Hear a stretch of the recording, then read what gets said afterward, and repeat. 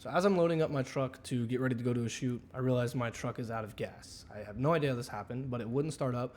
My wife is at a birthday party, so I have one vehicle. I literally run to the gas station, buy a gas can, fill it up, run all the way back, only to realize that my truck takes a special kind of nozzle to be able to put the gas inside of it. So after about 30 minutes of panicking uncontrollably and sweating profusely, I had to call an Uber, which took 15 minutes to get there. I'm 45 minutes away from my destination and used $65 out of what I was making that night. So thankfully for me though, I was able to call the person who had hired me, let them know that my second shooter was gonna be there and covering, told them the situation. They were very gracious about it. Totally understandable. S was able to shoot, start gathering B-roll. So basically the way it worked is that we had to shoot B-roll of this event that they were doing. They do this every couple of months. They hired me through Production Hub. This camera is shooting straight down the line, capturing the speaker on stage. While this is recording the speaker, one of us is kind of manning it, zooming in, zooming out, panning, tilting, doing all that. And then we're trading off the Ronin, capturing people walking up on stage, getting rewards, just other various things to help showcase like the hype and what the event is all about. But the thing I'm most excited about, and probably the most important part about this gig, is that this is something that they do every few months. So being able to hopefully show up and provide a good service to where they call me back again next time is something that's going to be very valuable for me and just lead to more consistency in work and just build that network and that connection. That's a wrap. Me and my wife finally moved into a house. We've been in Texas for about 3 months, and we lived with my grandparents for 2 of those months pretty much. So that's why the videos have been pretty slow. But this is my office, and I'm very happy with it right now. It's a movie shelf that my wife had made for me when we were dating. Shelves with my old cameras, and then this is actually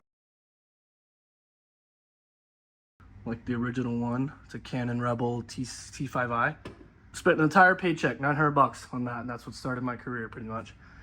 This is the A7S II, same thing. Bought it on a credit card. Took me like a year to pay it off, but that camera carried me so far. And then just a bunch of other stuff. Fun fact, this is the camera. If you ever watched the Ronald Reagan assassination, this is the camera that it was shot with. This is the thing I'm most excited about. Finally being back on 2 monitors. I've been editing on a laptop on 1 screen and it kills me. I've edited on 2 monitors for probably 4 or 5 years now, and going back to 1 monitor for a few months was awful. This is my charging station. So I pretty much have everything that I shoot with condensed down to USB-Cs now, and it runs off of this one hub.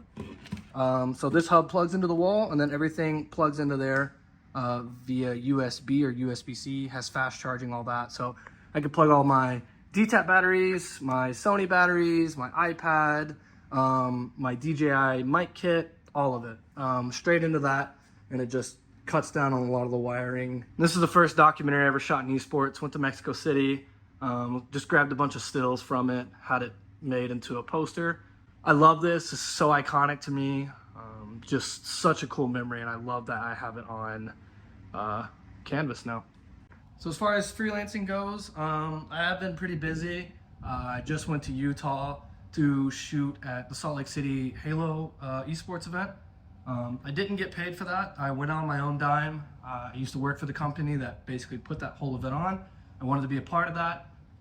Phenomenal, and it actually led to me getting possibly hired for another job that's coming here to Fort Worth for Halo. So totally worth it, in my opinion. It's going to pay back everything that I spent to go out there and make a good connection and stuff. So also, I am working on the vlog from when I went to Boston about a month ago. So this is everything I've cut up so far, and then this is everything I need to kind of get through. It's probably going to be about a 15-20 minute vlog, but I went really into depth showing you guys you know, the behind the scenes. I think that it being longer is just necessary. I want to show you guys as much as I possibly can on behind the scenes. There's just so much that goes into shooting those documentaries, following the players around, getting creative with the same stage and lighting and all that for 4 days in a row. Just wanted to bring you guys along completely for the ride on that. It's just taking me a little bit longer, especially with the move, to get this chopped up and finished, but hopefully that'll be out for the next video.